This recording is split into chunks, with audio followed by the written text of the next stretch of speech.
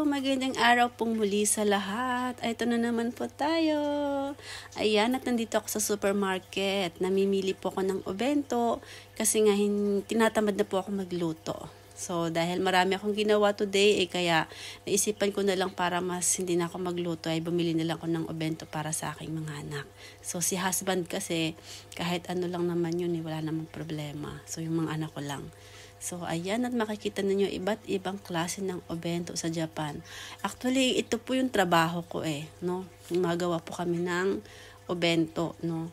At dinadala po sa supermarket. So, makikita nyo iba't ibang style. Talagang pag tinignan nyo talaga ay mukhang masarap na. O, diba? So, ayan po.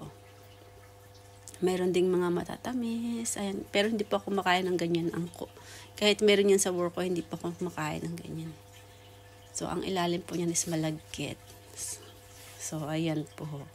O, diba? Napakadali lang siya. So, pag busy ka na sa trabaho, pag uwi mo pagod ka na, magluluto ka pa, abay, pumunta ka lang sa supermarket at bumili ka na lang ng obento.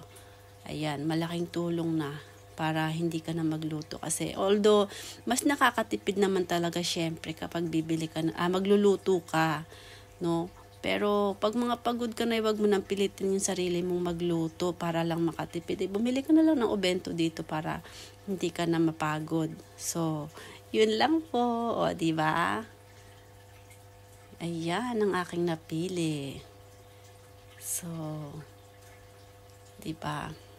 At yun lang po, bili na kayo ng obento. Thank you for watching.